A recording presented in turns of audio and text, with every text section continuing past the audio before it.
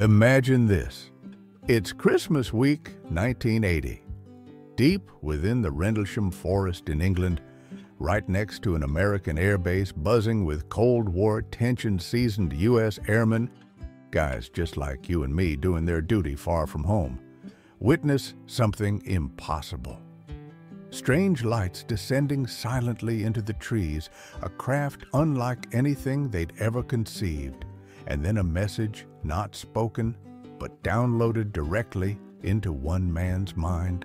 Was this just the sweeping beam of a nearby lighthouse playing tricks in the fog as the official story sometimes suggests?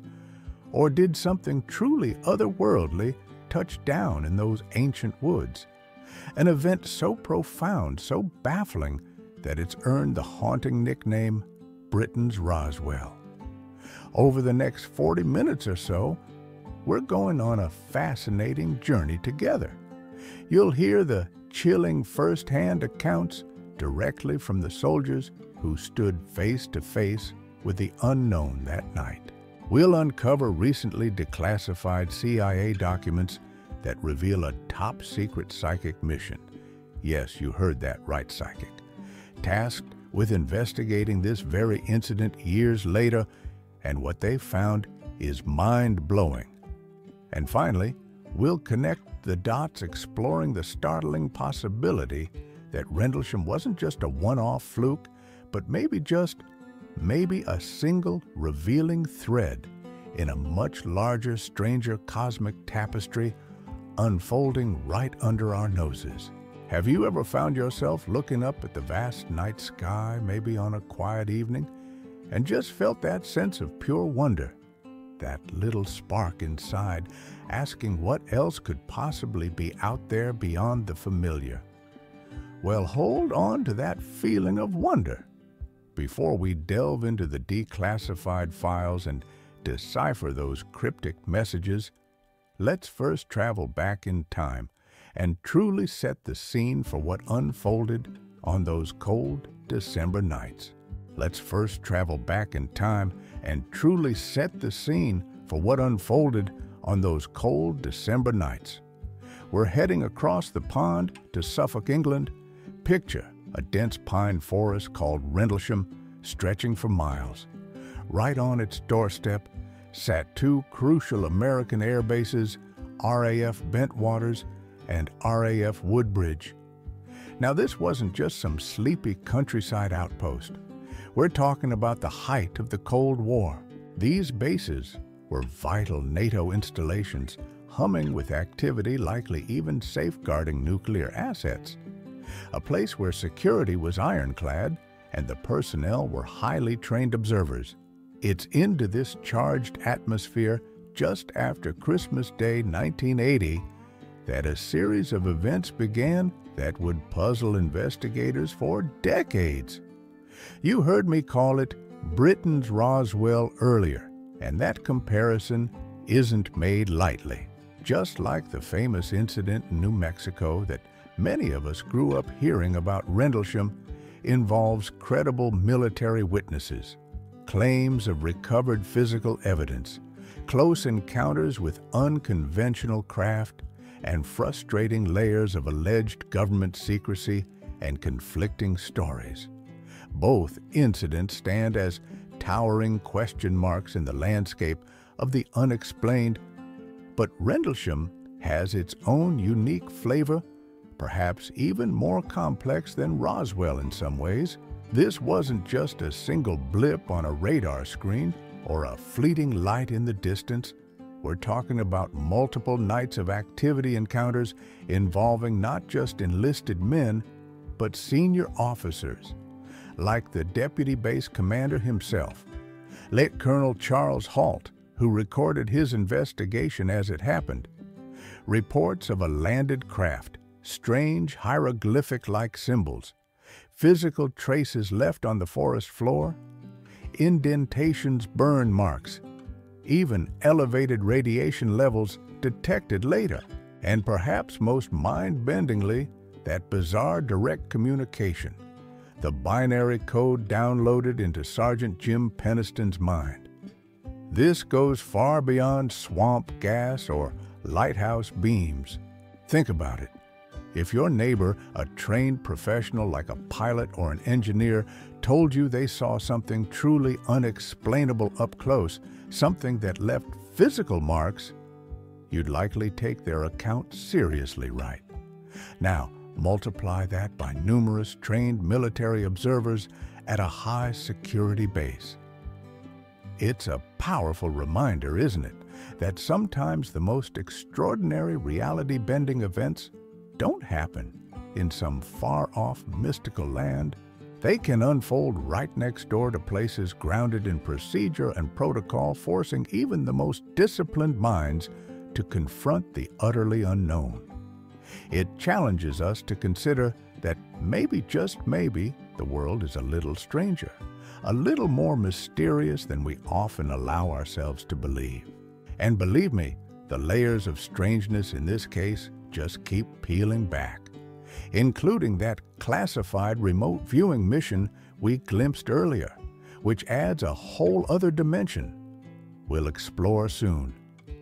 But first things first, to truly understand what happened, we need to hear from the people who were there on the ground staring into the impossible.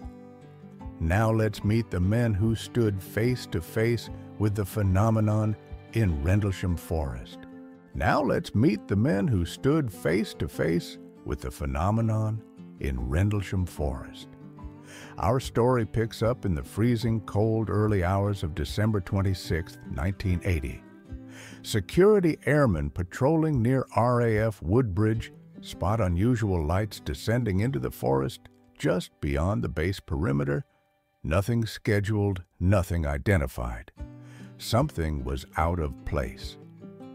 Permission is granted to investigate. Airman John Burroughs and Bud Steffens head out later, joined by Staff Sergeant Jim Penniston. Imagine plunging into that dark, dense pine forest on a cold winter night. The air crackling with tension, maybe a bit of fear, armed only with standard issue gear, heading towards lights that defied easy explanation. They pushed through the undergrowth, the strange lights drawing them deeper in. And then they found it.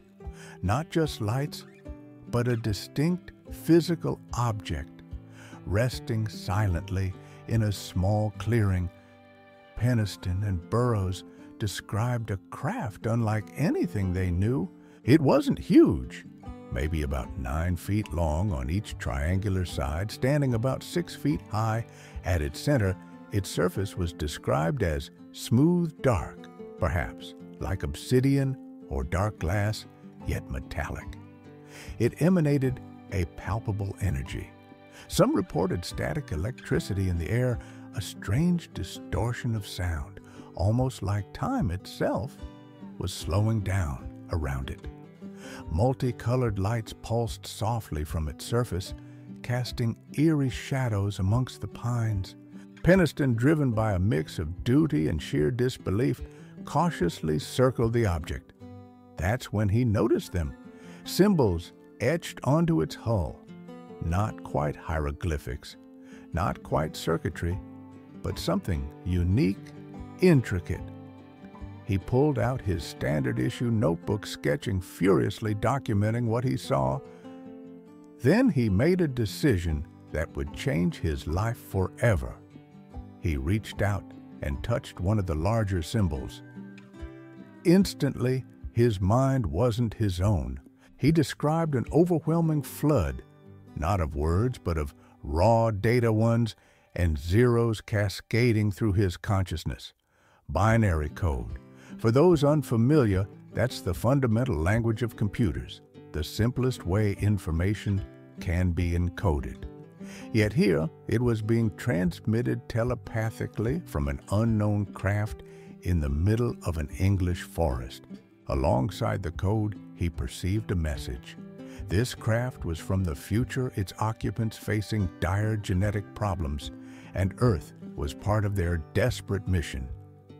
Seconds later, as if its task was complete, the craft lifted silently off the ground, maneuvered effortlessly between the trees and shot away at an incredible speed, vanishing into the night sky. The men were left stunned, the clearing eerily quiet again, save for the lingering static and the imprint of the impossible seared into their minds. Their initial report back at base was met with disbelief, but the story was far from over. Just 2 nights later, Deputy Base Commander Halt would lead his own investigation, encountering more strange light beams shooting down from the sky and recording it all on tape. Now, skeptics often point to the nearby Orford Ness Lighthouse as the source of the lights. And yes, there is a lighthouse, but could a lighthouse beam land in a forest clearing, appear as a solid triangular craft about the size of a small car, have symbols you can touch and beam complex binary code directly into someone's brain? The detailed close encounter descriptions from multiple trained observers just don't seem to fit that simple explanation. It makes you wonder about the nature of communication itself, doesn't it? We rely so much on spoken words, written text. But what if there are other ways to transmit complex information? Ways our current science barely comprehends. Penniston's experience, bizarre as it sounds, forces us to perhaps broaden our definition of what communication and even reality might entail. This incredible encounter, the symbols, the binary code, it left the witnesses reeling, carrying the weight of this secret for years. The official investigation offered few answers, but decades later, far removed from the Suffolk woods, another form of investigation using techniques bordering on the unbelievable would be aimed squarely at the Rendlesham mystery. It involved a highly classified government program, trained psychic spies, and the man who would become a key voice in unraveling this enigma. It involved a highly classified government program, trained psychic spies, and the man who would become a key voice in unraveling this enigma. Now, this might sound like something straight out of a Hollywood movie, but stick with me because this part of the story is very real, and it adds an incredible layer to the Rendlesham puzzle. We need to talk about something called remote viewing. Put simply, remote viewing is a trained mental technique, a kind of structured intuition where individuals attempt to perceive information about a person, place, or event that's hidden from their physical senses, hidden by distance, time, or barriers. Think of it less like fortune-telling and more like trying to tune into a specific signal with your mind's eye, sketching impressions, feelings, and basic shapes related to the target. And believe it or not, for over 2 decades, branches of the U.S. government, including the CIA and the Defense Intelligence Agency DIA, poured millions of dollars into studying and using remote viewing for intelligence gathering. This top-secret effort, eventually known by code names like Project Stargate, ran from the early 1970s until the mid-1990s. Why the Cold War? In the high-stakes game of espionage against the Soviet Union, the U.S. was exploring every potential advantage, even those that pushed the boundaries of conventional science. They recruited and trained individuals they believed had a natural aptitude aiming to see inside secret Soviet facilities, locate hostages, track submarines, you name it. One of the individuals trained within this highly classified program was Lynn Buchanan. A former Army linguist, sharp and analytical, Buchanan was brought into the DIA's remote viewing unit at Fort Meade, Maryland, in the mid-1980s. He wasn't some wild-eyed mystic. He was a trained military man operating under strict protocols designed to gather actionable intelligence using these unconventional methods. Now fast forward years. After Stargate officially closed, information began to trickle out, and in August 2000, a fascinating document was approved for release by the CIA itself. It contained remote viewing session data, the target explicitly listed as the Rendlesham Forest Incident, the viewer identified only as LB, later confirmed by Buchanan himself to be him, and the date of the session, July 14, 1986, a full 6 years after the incident, but significantly before many specific details like Penniston's binary code were widely known. But here's where it gets really strange. As researchers examined the released pages, 13 pages detailing Buchanan's session, they noticed something odd. The page numbering jumps. It goes from page 6 straight to page 8. Page 7 is simply gone. And what was the very last note scribbled at the bottom right corner of page 6, the page right before the gap? 3 simple letters, E.T.s extraterrestrials. Imagine finding an official report about a major event and the page detailing the most crucial element is just ripped out. It's like finding a declassified FBI file where the most sensitive paragraph is completely blacked out with a marker. You can't help but wonder, was it just a clerical error? A simple mistake in collation? Or was page 7 deliberately removed because it contained information deemed too sensitive, too revealing about what the remote viewer perceived regarding E.T.s at Rendlesham? It's a stark lesson in how official records don't always equate to the complete story. Sometimes the gaps, the missing pieces, the redactions speak just as loudly as the words on the page. It also highlights how seriously these unconventional methods were taken at high levels, blurring that line between what we consider fringe and what was considered a potential tool for national security. So, a trained government psychic viewed the Rendlesham incident 6 years after it happened, mentioned E.T.s right before a page mysteriously vanishes from the official record. It's baffling, intriguing, and frankly, a little chilling. But thankfully, the rest of the document wasn't missing. Pages 1 through 6 and 8 through 13 are there.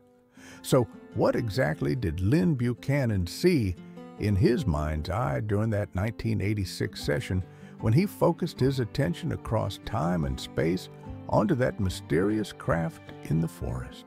The details he recorded are fascinating and sometimes eerily specific. So, what exactly did Lynn Buchanan see in his mind's eye during that 1986 session when he focused his attention across time and space onto that mysterious craft in the forest?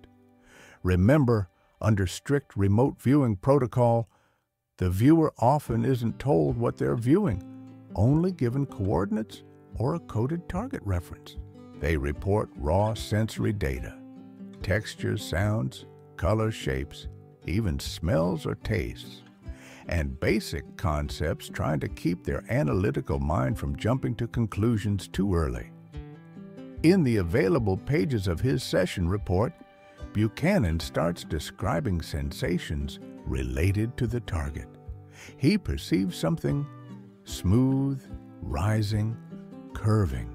He notes a strange tactile feeling, like running a hand across it, getting a squeak sound.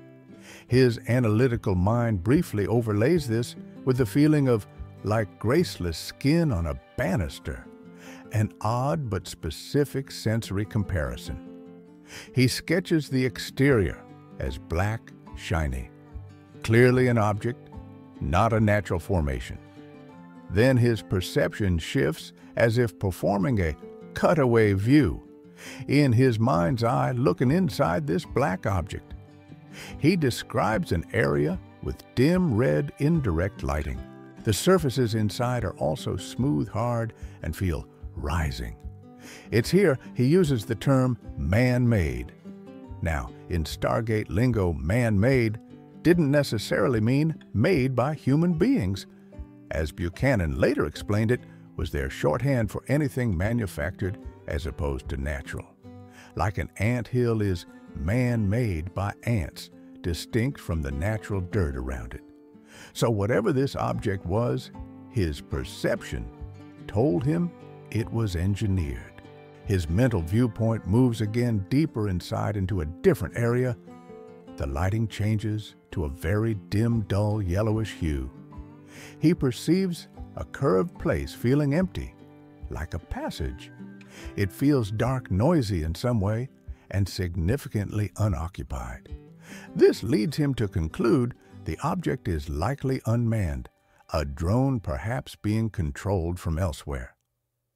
And it's within this yellowish-lit, empty-feeling space that he perceives something he interprets as an incubator.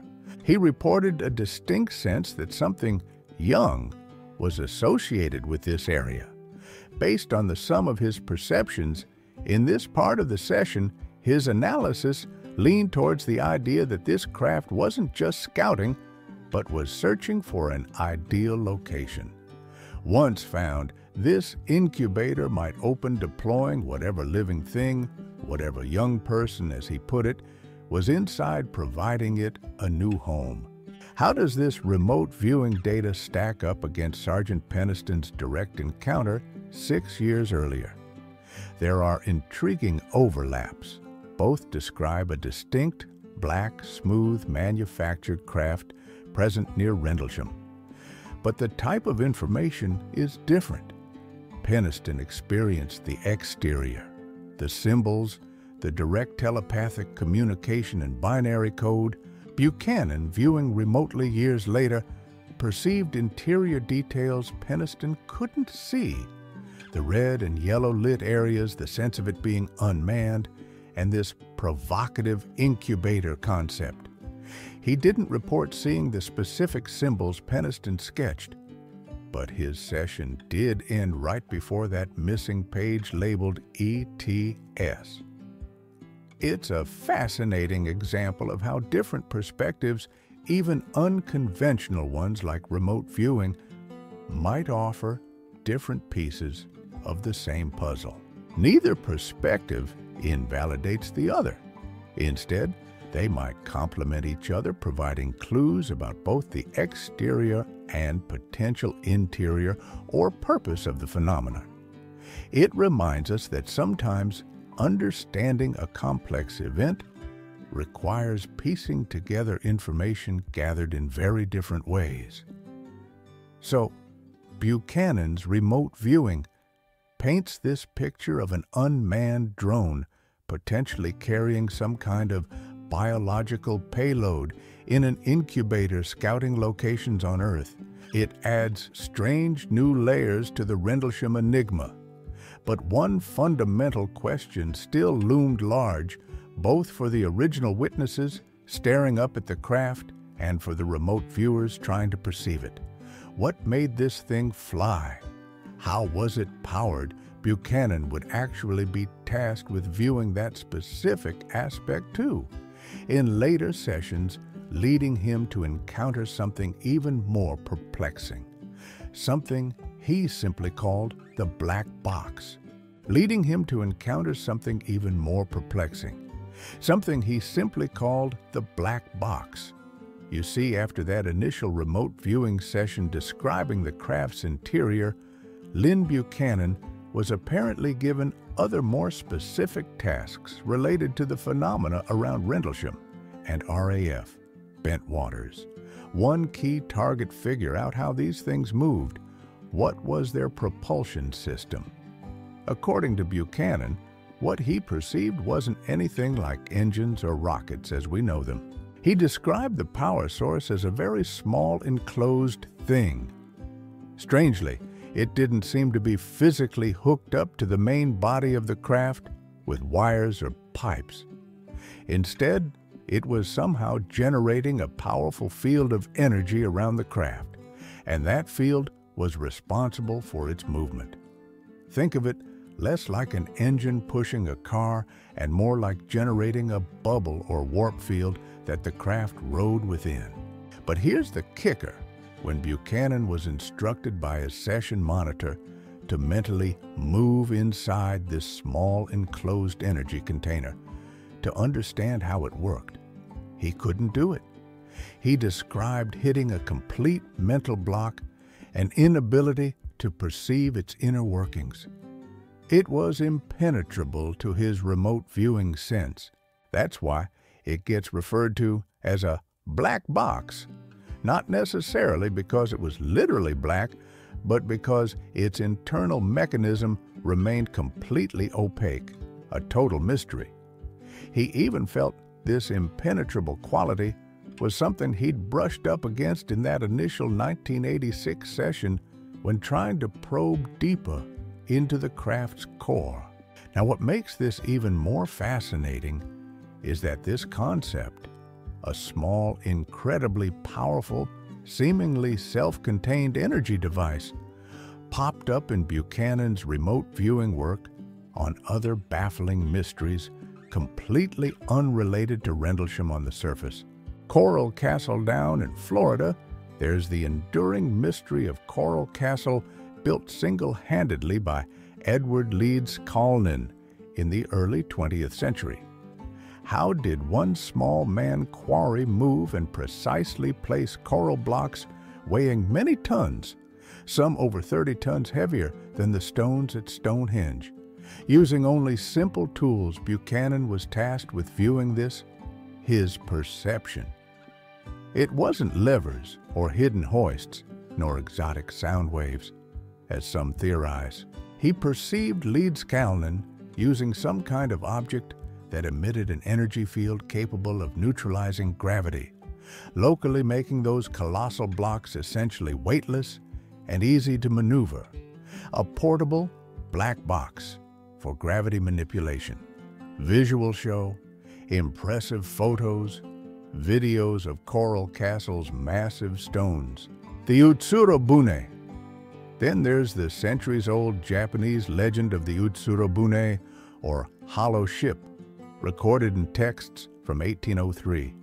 The story tells of a strange round vessel washing ashore with an unfamiliar woman inside, speaking an unknown language.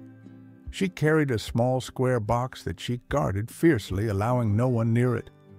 Observers who looked inside the ship found strange writing, but no obvious means of propulsion. No sails, no oars, no engine. Buchanan's take, based on his understanding from RV, that mysterious box the woman carried was likely the power source for the entire vessel. Again, the Echo, a small contained object holding immense energy or technological capability. It's truly mind-bending to consider. Could these seemingly disparate events, a modern UFO encounter in England, a megalithic marvel in Florida, an ancient legend from Japan, actually be linked by echoes of a similar, incredibly advanced technology? It makes you wonder if our current understanding of physics and propulsion, largely based on combustion and pushing things around, blowing things up, as Buchanan candidly put it, might just be one path among many, and perhaps not even the most efficient one. Maybe manipulating gravity or fundamental energy fields is the real key to advanced travel. This recurring theme of a compact, incredibly powerful, almost magical energy source, this technological black box, hinted at by remote viewing across different times and places, is staggering. It suggests technologies far beyond our current grasp. But technology, no matter how advanced, doesn't exist in a vacuum. It's created, or at least utilized by intelligence. So, who are the beings potentially associated with such capabilities? Are they all cut from the same cloth? Do they share the same goals? According to Lynn Buchanan's research for the military research that went far beyond just viewing hardware, the answer is a definitive and perhaps quite unsettling no. According to Lynn Buchanan's research for the military research that went far beyond just viewing hardware, the answer is a definitive and perhaps quite unsettling no. They are not all the same. See, during his time with the intelligence community, Buchanan wasn't just remote viewing objects. He was also tasked with surveying and analyzing existing military records on encounters with non-human intelligence. Reports that often never made it into public view, the ones deemed too credible or too strange for Project Blue Book's denials. His specific focus, trying to understand the perceived psychic abilities of these visitors and their apparent disposition towards humanity. And what he found as he sifted through this classified material was staggering. His conclusion wasn't us and them. As he powerfully put it, it was us and them and them and them and them. An indication of a vast, complex landscape of different non-human species or groups interacting with our planet, potentially for vastly different reasons.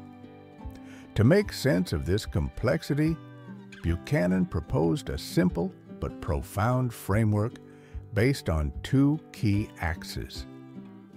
This creates four basic categories: friendly and psychic, unfriendly and psychic, friendly and non-psychic, unfriendly and non-psychic. Now, the crucial point here is that this classification has nothing to do with what these beings might look like. Forget the movie tropes for a second. Whether they resemble the greys we see in popular culture, Nordic, human-like figures, reptilian beings, insectoids, or something else entirely, according to Buchanan's analysis, any of these physical types could potentially fall into any of the four categories. A gray, for instance, might be in a group classified as friendly and psychic, while another group of grays from elsewhere might be unfriendly and non-psychic. You can't judge the book by its cover, especially when the book might be from another star system. So what might these categories look like in practice based on the patterns Buchanan perceived? Friendly psychics, perhaps beings who communicate telepathically with guidance or warnings, share philosophical insights, maybe even subtly nudge events in a positive direction. Unfriendly psychics. These could be the source of experiences involving mental manipulation, induced fear or paralysis during encounters, deceptive interactions, or actively trying to hinder human progress for their own reasons. Friendly non-psychics. Think straightforward interactions. Maybe the groups involved in that alleged technology trade program Buchanan mentioned, focused on tangible exchange, less involved in psychic phenomena. Perhaps scientific observers cataloging Earth with a degree of detachment, but no ill will. Unfriendly non-psychics. Their interactions might be marked by cold indifference, causing harm accidentally, like the crash scenario, exploiting resources without concern for the locals, us, or exhibiting territorial behavior if their space is encroached upon. It really broadens the perspective, doesn't it? If Buchanan's framework holds any water, we might be living in a universe far more crowded and complex than generally acknowledged. And perhaps the biggest lesson here is the potential naivety of applying simple human labels like good guys and bad guys to intelligences that could be vastly different from us. Understanding their capabilities like psychic potential and their observed actions and agendas might be far more critical than simply reacting to their appearance or our own preconceived notions. So, according to Buchanan's analysis for the military, we're potentially dealing with this diverse array of thems interacting with our planet, fitting into these four broad categories. But classifying them is one thing. Understanding why they're here, what truly drives their actions, the seemingly friendly trade, the chilling and violating abductions, the potential underlying hostility, the strange psychic interactions, that's the next crucial layer we need to carefully peel back. But classifying them is one thing.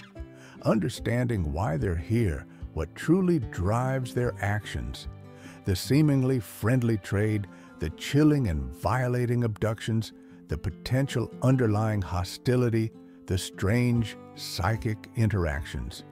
That's the next crucial layer we need to carefully peel back. And according to Buchanan's analysis, the motivations might be as diverse as the visitors themselves, the trade route-friendly non-psychics. Perhaps the most straightforward agenda Buchanan touched upon involves simple exchange. He mentioned groups seemingly interested in technology transfer. Remember his anecdote about E.T.s trading us technology, us improving it with our own ingenuity, and then the E.T.s wanting our improved version back. It paints a picture of practical, perhaps resource-driven interactions, where human creativity itself might be a valuable commodity, relatively simple, maybe even mutually beneficial in a purely transactional sense. The biological interest in abduction. Multiple groups. This is where things get significantly more complex and deeply disturbing for many. The abduction phenomenon is a terrifying reality for those who experience it.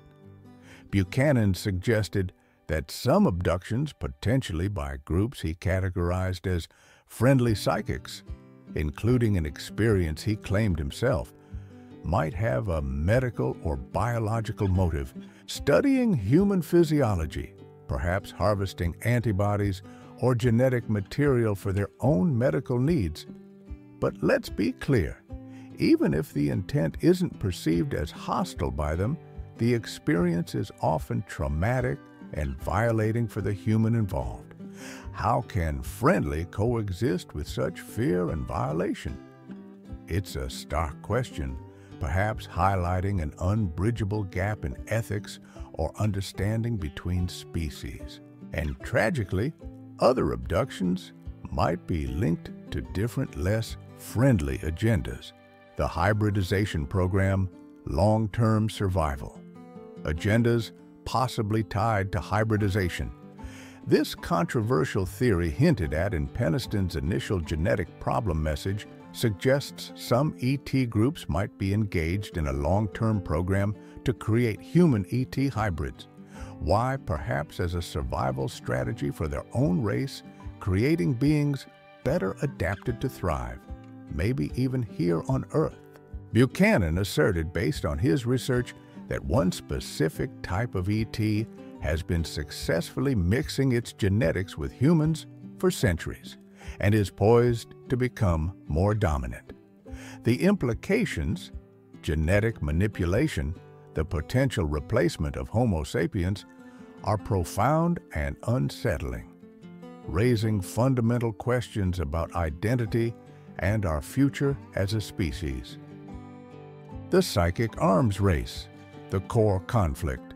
But perhaps the most pivotal agenda, according to Buchanan, revolves around human psychic potential. He proposed a kind of hidden psychic arms race.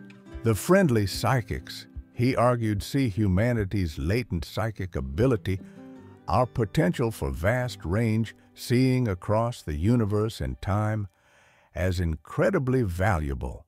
If we develop this potential, we could become powerful allies. So their agenda might involve subtly trying to help or stimulate this development in humanity. Conversely, the unfriendly psychics view this exact same potential as an existential threat. Imagine humans developing the ability to psychically perceive their plans, their movements across vast distances. To prevent this, their agenda is stark: hinder human psychic development at all costs. Perhaps even, as Buchanan chillingly suggested, by ultimately eliminating humanity before we become too powerful a psychic force to reckon with. This provides a potential underlying motive for their perceived hostility. So, it's likely not one single agenda, but a complex interplay. You might have groups trading tech, others studying biology, others running genetic programs, and underpinning it all, this potential conflict over humanity's psychic future. All happening concurrently, sometimes overlapping, sometimes conflicting, right here on our planet. Thinking about these potential agendas forces us to confront uncomfortable possibilities. Earth might not just be our home. It could be a stage for complex interstellar interests and conflicts that we're only beginning to glimpse. It suggests that understanding any potential ET presence requires moving beyond simple, "Are they friendly?" questions and grappling with much deeper, sometimes darker possibilities about what they want and how those desires might impact us for better or for worse. This complex web of potential agendas, trade troubling biological sampling, long-term genetic programs, and this hidden psychic conflict paints a chaotic and frankly overwhelming picture. But how does this broader, almost unbelievable cosmic context circle back to that specific triangular craft witnessed by U.S. airmen in Rendlesham Forest back in 1980? Could the incubator Lynn Buchanan perceived through remote viewing and that specific list of coordinates Jim Penniston received in his binary download be direct evidence of one of these very agendas in action? Perhaps a tangible step in a plan to literally seed new life or hybrid life across strategic locations on our planet. But how does this broader, almost unbelievable cosmic context circle back to that specific triangular craft witnessed by U.S. airmen in Rendlesham Forest back in 1980? Could the incubator Lynn Buchanan perceived through remote viewing and that specific list of coordinates Jim Penniston received in his binary download be direct evidence of one of these very agendas in action? Perhaps a tangible step in a plan to literally seed new life or hybrid life across strategic locations on our planet. Think about it. Buchanan, through remote viewing, years later, perceives an incubator inside the craft designed perhaps to deploy young life. Penniston, during the direct encounter, receives a telepathic message about beings with genetic problems needing Earth and a list of precise geographical coordinates embedded in binary code. And look at these locations: Caracol, Belize, an ancient Mayan city; Sedona, Arizona, known for its alleged energy vortexes and spiritual significance; the Great Pyramid in Giza, Egypt, an enduring ancient wonder; the Nazca Lines in Peru; giant geoglyphs of mysterious origin; Taishan's Sacred Mountain in China; the Temple of Apollo in Naxos, Greece, site of a massive unfinished ancient gateway. These aren't random spots on the map. Many are ancient monuments, sacred sites, places steeped in mystery or associated with unusual energy reports. Why these specific locations?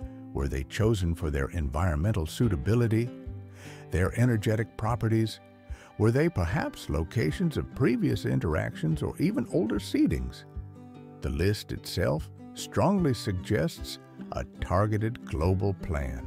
This leads directly to the seeding hypothesis. Could the Rendlesham craft, and maybe others like it, have been acting as delivery vehicles carrying biological material, the contents of Buchanan's incubator intended for deposit at these precise locations? Perhaps to start new evolutionary lines, introduce specific genetic traits, or foster the development of hybrid beings better suited for whatever future the intelligences behind the craft envisioned. It's a staggering hypothesis, born directly from connecting the dots between Penniston's download and Buchanan's remote viewing. And speaking of the future, Lynn Buchanan's remote viewing work didn't stop with analyzing past events. He was also tasked with looking ahead, and the picture he perceived is sobering, presenting a kind of future shock.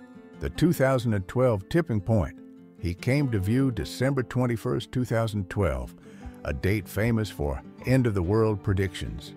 Not as an apocalypse, but as something perhaps more subtle, yet profound, a tipping point. In his view, before that date, humanity might have had a greater ability to collectively shift course to avert looming crises like climate change or problematic E.T. interactions.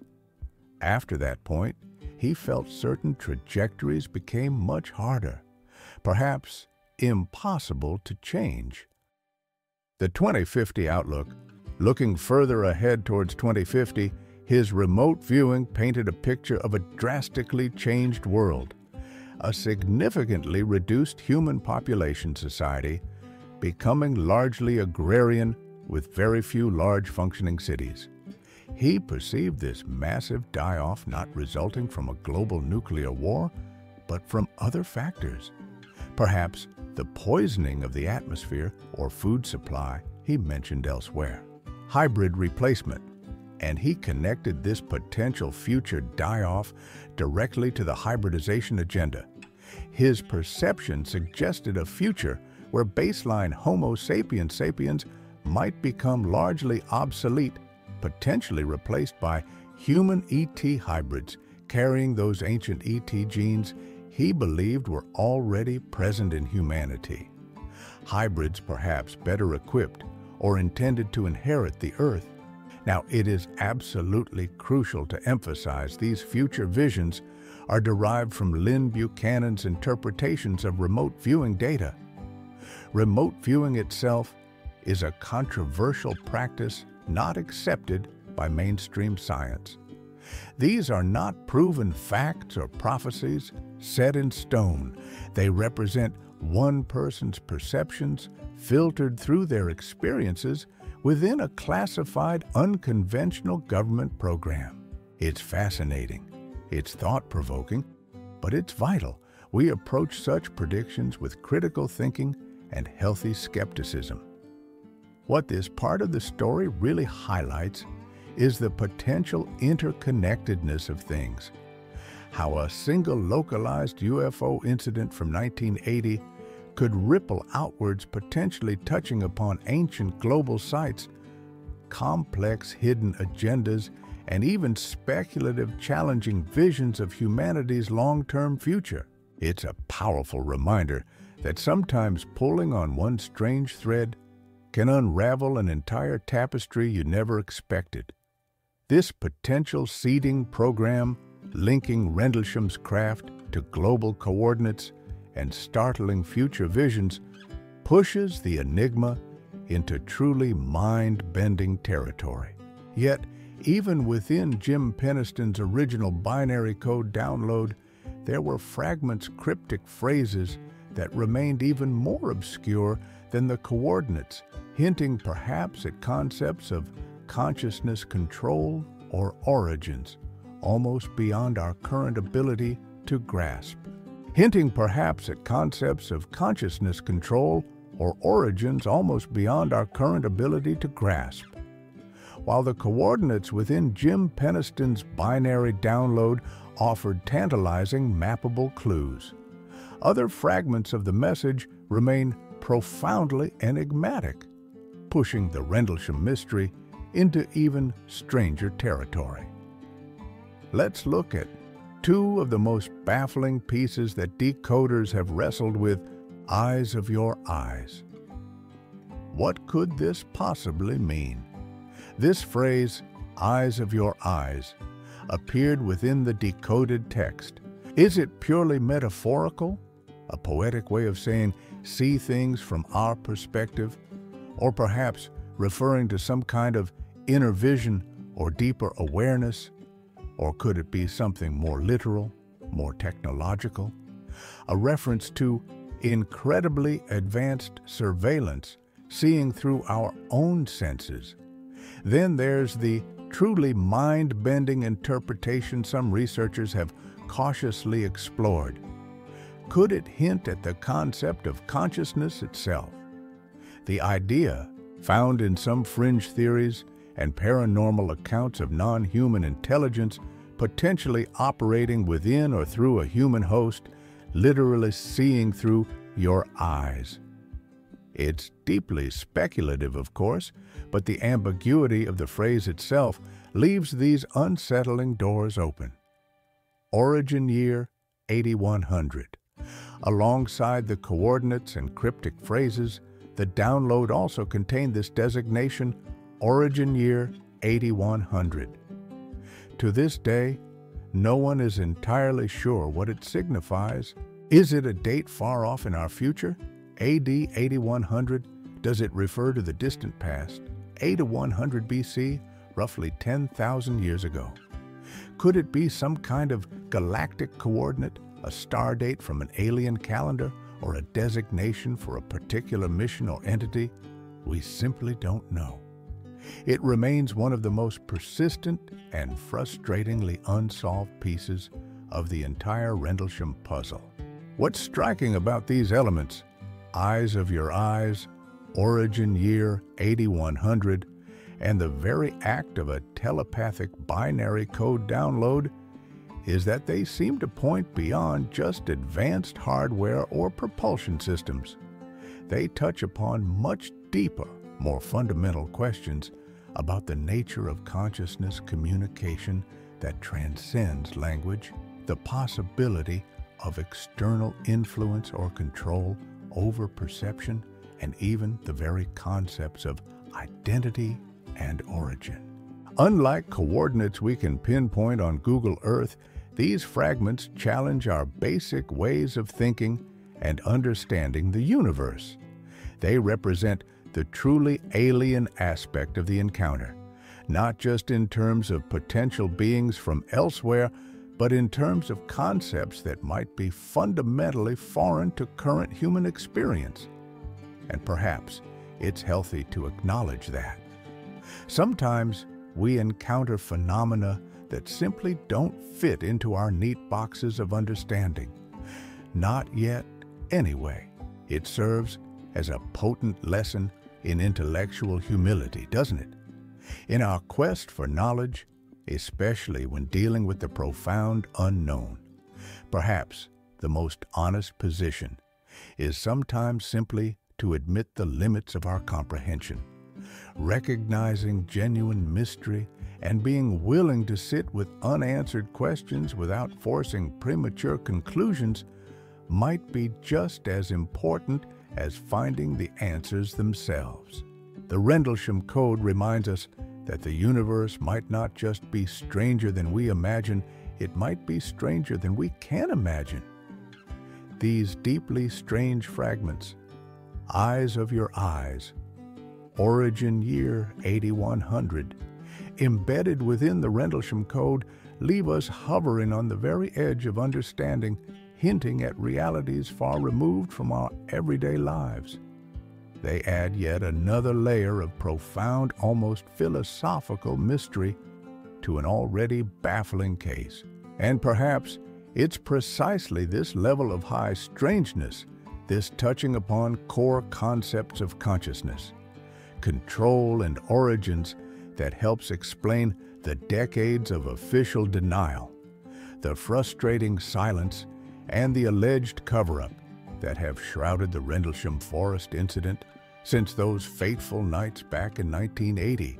And perhaps it's precisely this level of high strangeness, this touching upon core concepts of consciousness control and origins, that helps explain the decades of official denial, the frustrating silence, and the alleged cover-up that have shrouded the Rendlesham Forest Incident since those fateful nights back in 1980. It remains the biggest, most persistent question hanging over Rendlesham. Why the secrecy? Why would an event witnessed by numerous highly credible U.S. Air Force personnel, including a deputy base commander, involving close encounters with a physical craft leaving tangible traces, indentations, radiation confirmed in official memos like the Halt Memo, be consistently downplayed, explained away with shifting narratives about lighthouses or forestry commission vehicles, or simply met with silence? Over the years, researchers and insiders have suggested several potential reasons: fear of panic and ontological shock. Could governments genuinely fear societal upheaval? That confirming the reality of advanced non-human intelligence, potentially with unknown or even hostile intentions, could shatter established beliefs, trigger widespread panic, and undermine authority. Controlling advanced technology. Was there a technological aspect authorities desperately wanted to understand and control? That black box power source Buchanan described? Imagine the implications if such technology, perhaps capable of free energy or manipulating gravity, fell into public or adversarial hands. Secrecy would be paramount. Maintaining power and the status quo. Or is it simpler?